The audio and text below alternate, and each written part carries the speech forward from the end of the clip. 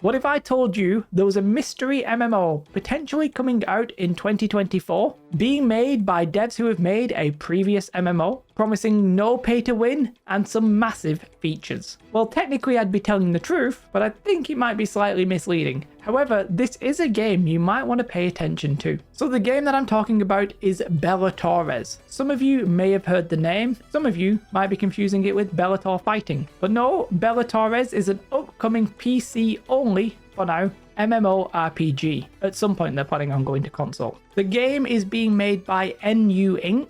and the only real footage that we have is what I'm showing you on the screen now, which if I'm honest is more of a technical showcase of the Unreal Engine rather than actual meaningful gameplay. I would say though that it does obviously look good, even if it does have that classic Unreal Engine feel about it. Okay, so let's address the claims in the intro. In one dev interview, the dev stated that they were actually targeting a release date at the end of 2024, and the initial development started in 2017, but it sounds like it really started ramping up in production in late 2022. And, well, considering we've pretty much had radio silence for over a year now, I think it's pretty unlikely that the game will come out this year. But perhaps it might mean that it's not very far away. Maybe it'll be some point in either early 2025 or sometime around then.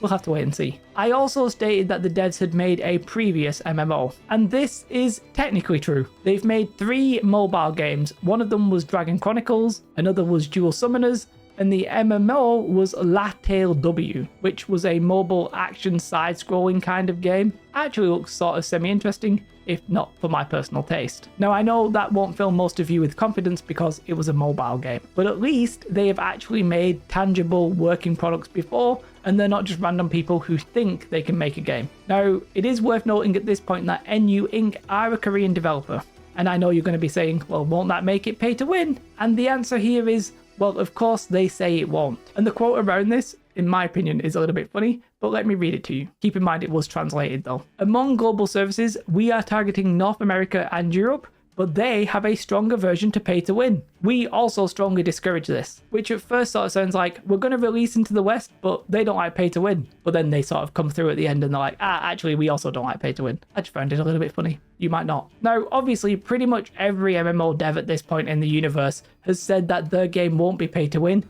and many MMOs go on to be very pay to win. That's just the way it goes. We'll only know when we see it in person or when they talk about the store. Personally, I hate pay to win. I really wish they wouldn't exist in MMOs. I don't think they truly belong, but I'm prepared to sort of accept just a little bit, depending on what it is, maybe a little bit of a crafting boost or something like that. I don't want to give them any ideas, but ideally they would just not do any. In practice, a little bit is sort of okay if the game is good. I feel dirty just saying that. Please don't add pay to win. I don't like it. Most people don't like it. Don't add it. Right, let's talk about the big important things, which are the actual features and the core gameplay that you're going to get in Bellatores. Now, this game is going to be a tab target MMO, which I know will definitely put off some action combat Andes, but there's a lot of people who still enjoy tab target, and this is one that you might want to pay attention to. I was initially confused because when you look at the website, it sort of gives you a feel of action combat because there's people like dodging around and blocking and all that kind of stuff. So I thought and assumed it was an action combat game, but in an interview, they say that it's going to be tab target because they think it gives you like a wider degree of strategy and tactics that you can use. However, they say that there's going to be stuff that you can like line of sight, use cover. Obviously, it looks like you can dodge and that kind of thing. So hopefully it's sort of tab target, but a little bit more modernized,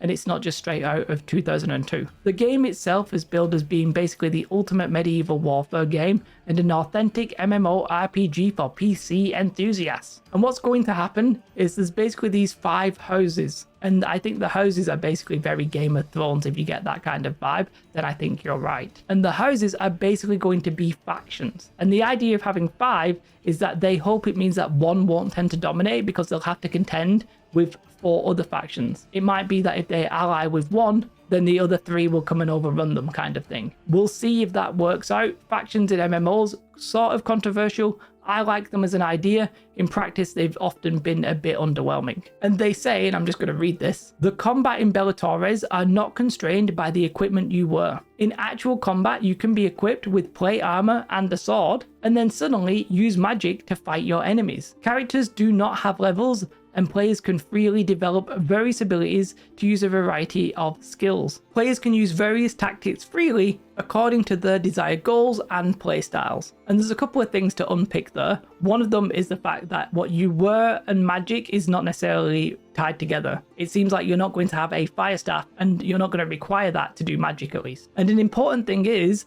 they do not have levels. They're not having character levels. It's not like there's going to be an early game where you have to get up to like level 50 to play the rest of the game. That's not happening.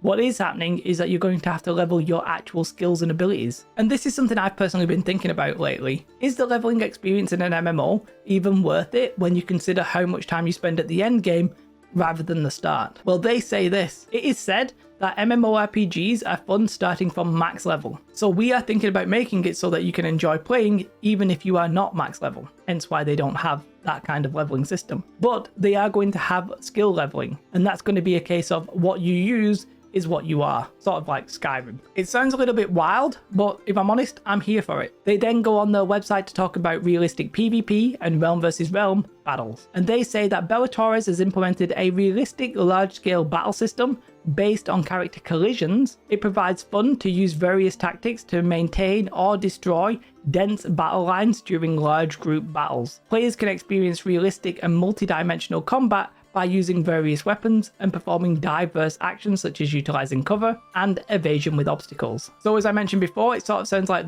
it will be tab target, but there's going to be some sort of nuance to this. I mean, line of sighting abilities isn't anything new, but maybe they're planning a little bit more of like dense foliage and boxes and all that kind of stuff. Again, we'll have to wait and see. Now, it's worth noting that I think this game is actually primarily focused on PvP, and we'll talk more about that in a moment. But on their website, they then go on to talk about massive group battles against giant monsters, which sounds crazy, but this is what they say. Various giant monsters appear in the continent, Etheria. These giant monsters can destroy villages or cause natural disasters such as earthquakes or typhoons in the world. Players will participate in large-scale group battles against giant monsters through role-playing such as operating siege weapons, and then when the giant monster is defeated, the disaster will be stopped and life will return to normal. However, do not be relieved. It is still unknown how many of these giant monsters exist in the continent of Etheria. So basically they say in the industry that the giant various monsters are going to roam around the conflict area between the 5 families, and there are some really huge monsters. At first it sounds like only a couple of people will be doing them because there'll be small monsters, I think. But then eventually there will be some huge giant monsters that the whole family sort of need to pay attention to and to engage with. Which, if I'm honest, that sounds interesting. It basically sounds like there's going to be open world bosses that maybe you'll want to work together to fight. Maybe you want to fight against some of the houses to make sure that you get it. I don't know, it sounds interesting though. And then we have some screenshots and some interviews that I'm going to address. But yeah, it does sort of reveal some extra information. One of the screenshots shows the UI, which has a very classic RPG feel, which to be honest, I really like. There's another scene that shows what they call the proficiency, which appears to be the skill and weapon leveling that we spoke about earlier. It looks like there won't be a shed ton of abilities that any one person will be using. Maybe only as small as like 4 abilities, maybe 5 or 6, I'm not 100% sure. But it doesn't seem like you'll be using 15 abilities at any given time, which if I'm honest, for me is a welcome relief. Now they do show the quest journal and the quest tracking, but they basically say that questing isn't really the main focus of this game. I think ultimately this game is primarily a PvP game, but there's going to be quests and things to do, you know, if you're a solo player, etc. They do show off a crafting UI, which doesn't really show much apart from the fact there's a fedora, so neckbeards will be pleased. The PvP though sounds a little bit Ashes of Creation-y in my mind, because there's these things that they call nodes and parliaments. So the nodes sound like they're going to be the territories that you fight over, and then I think parliaments are the people who are voting on what rules are going to be in that. However, there is going to be like a leader, probably the leader of the guild I would assume, although I'm not 100% sure about that right now. But all the nodes appear to become like siegeable at different times. And you know what? It sounds very interesting. They said that there's actually around about 20 bases that families will compete to occupy. And they say it's going to be very difficult for one family to maintain all of the bases. So basically we should never end up with a position where everybody's just in one family and they own everything, because that's strategically not going to be possible. I don't know if that's going to be the timers, resources, or what. I have no idea. Because it looks sort of like you might have to fund the siege in a way. You might have to prepare the defenses and that kind of thing, which will obviously create pressure to bring materials and to help the war effort. If I'm honest, this game primarily sounds like a group-based PvP game. Now, they do talk about how they are emphasizing group play, but they want solo play to be relevant. And they do talk about how basically, you know, the hardcore players are going to be rewarded for their time. But again, they want the more casual players to feel like that they can participate and are actually somewhat needed. In a way, it sort of gives me like Ashes of Creation vibes in that sense. The hardcore players will be ahead of everybody, but everybody is required to actually achieve a common goal. And one key thing is that it does sound like there's going to be open world PvP. I don't know if it's going to be toggleable or what have you. They said that they're probably not going to do full loot because it will put people off from doing PvP, but I don't know if it's just going to be always on. So you'll not be able to fight your family, but the other 4 houses, yeah, like that could just be open warfare. What they said in an interview though is that if you start killing people in a house, they all might turn on you and next time you'll be in trouble. I don't really know how that will work. Obviously, details on that at the minute are very scarce. There will be mounts, but there's not going to be mounted combat. Crafting is going to be important, which sort of worries me because sometimes I think crafting can promote RMT. But yeah, I really think that the game sounds very interesting. Obviously, I don't think it's actually coming out in 2024. I'd be very surprised. If it is, it'd have to be at E3 at some point, or, you know, we just have to start seeing information quite quickly because they said there'd probably be a beta test. And if I'm honest, we haven't heard anything for over a year. But it's a real game made by real people in a real office in Korea. Let's hope it's good. I think it's one definitely to keep an eye out on, even if it might not be coming immediately soon. Big shout out to my Patreon members, you guys really make this possible. And if you want to come and talk to me about this or anything, come and talk to me over on Twitch. I stream 6 days a week. For now, let me know your thoughts in the comments below. Have a most beautiful day. Like and subscribe. Goodbye.